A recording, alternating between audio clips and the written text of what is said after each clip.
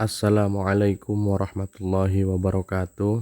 Bismillah, alhamdulillah, wassalatu wassalamu ala rasulillah Sayyidina wa maulana Muhammad ibni Abdillah. Amma ba'du. Perkenalkan, pada pertemuan kali ini saya atas nama Sahal Mahfud dari kelas A14 perkuliahan jarak jauh PJJ UIN Cyber Syekh Nurjati Cirebon, yang dalam hal ini akan menjelaskan tentang tugas daripada mata kuliah literasi digital kitab kuning.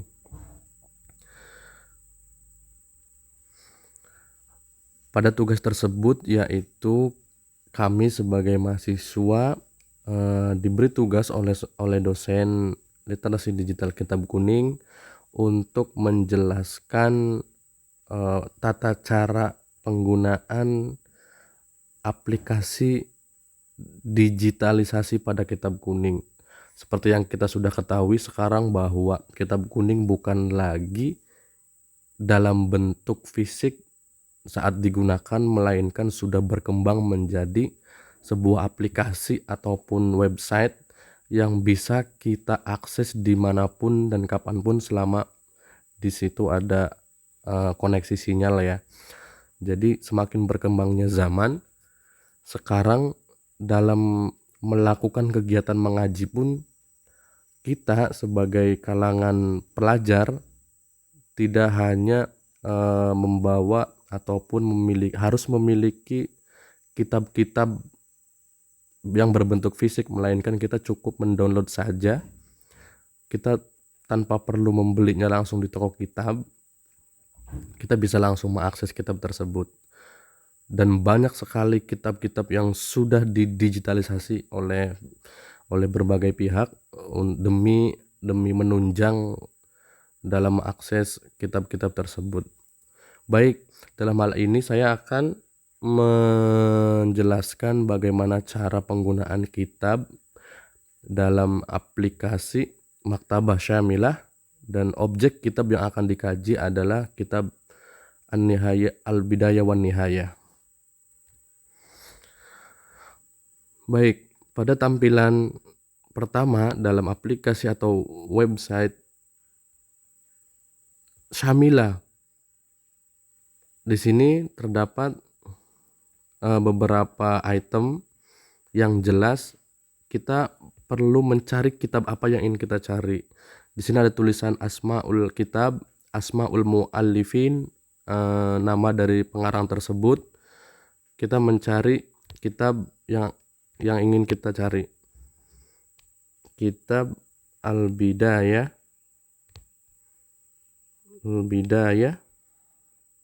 Nah, di sini muncul beberapa versi kitab tentang Al-Bidayah wan Nihayah. Ada banyak sekali karena memang kitab tersebut berjumlah 14 jilid, dia cukup banyak dan memang kitab yang sangat luas karyanya oleh Ibnu Katsir. Al-Bidayah wan Nihayah kita coba buka.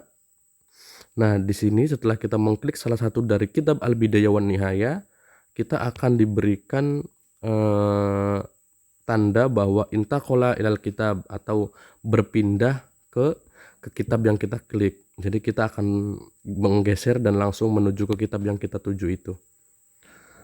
Nah, inilah tampilannya tentang faslun, beberapa fasal-fasal dan beberapa materi-materi yang ada di dalam kitab Bidayah wan Nihayah sudah mulai bisa kita akses. Nah, pada pertemuan kali ini izinkan saya untuk sedikit menjelaskan tentang isi daripada kitab Al-Bidayah wan Nihayah terkait adabul walad ma'al walidain, yaitu adabnya seorang anak terhadap kedua orang tuanya. Bismillahirrahmanirrahim. Wa in kana laka walidani fa adzaba waladun ma'a walidain ayyasma'a kalamahuma wa yaqumu laqiyamihima wa yam tasilu li amrihima wala yamshi amamahuma wala yarfa' sautuhu fawqan uswatuhuma wa yalbi da'watuhuma wa yakhrusu ala mardatahuma wa yakhfadhu lahuma janahad dal wala yaman alaihima bil baro lahuma wala bil qiyam li amrihima wala yanzuru ilaihima syadharon wala yaktuba wajhu fi wajhihima wala yasfaro ila biidnihima. Jadi yang dapat dijelaskan bahwa ketika ada seorang anak ataupun kita memiliki seorang anak dan adab dari seorang anak terhadap orang tuanya, yang pertama adalah kita perlu mendengarkan apa yang diucapkan dari orang tua kita, baik itu perintah, nasihat ataupun larangan, karena sejatinya orang tua itu tidak akan menjerumuskan atau bermaksud ingin agar anaknya itu tidak lebih baik. Pasti semua yang keluar dari mulut orang tua kepada anaknya adalah sesuatu yang baik untuk anak tersebut. Lalu kemudian seorang anak yang baik adalah jika diperintah ia langsung melakukan apa yang diperintahnya, kemudian akan lebih baik dan lebih beradab ketika seorang anak itu berjalan tidak di depan orang tuanya tapi di belakangnya gitu. Wala yarfa' sautuhu fawqan, dan tidaklah meninggikan suaranya ketika berbicara, khususnya kepada orang tuanya sendiri ataupun kepada orang yang lebih tua, baik itu dari keluarganya ataupun orang lain. Itu adabnya seorang anak ya.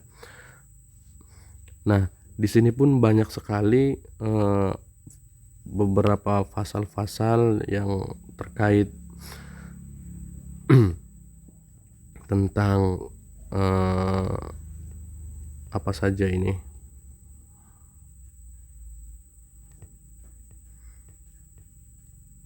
Nah, di sini banyak sekali dijelaskan. Lalu kemudian di sini ada adabul alim, adabnya seorang guru, dan adabnya al-muta'alim, adab-adabnya seorang murid, bahwa murid itu adalah memulai dengan tahiyat dan salam, wa yaqulu baina yadayhi kalam wa la yatakallim ma lam yasa'ulahu ustad. Jika tidak ditanya oleh ustad, adab seorang murid adalah tidak berbicara. Baru ketika kita ditanya oleh ustad kita berbicara,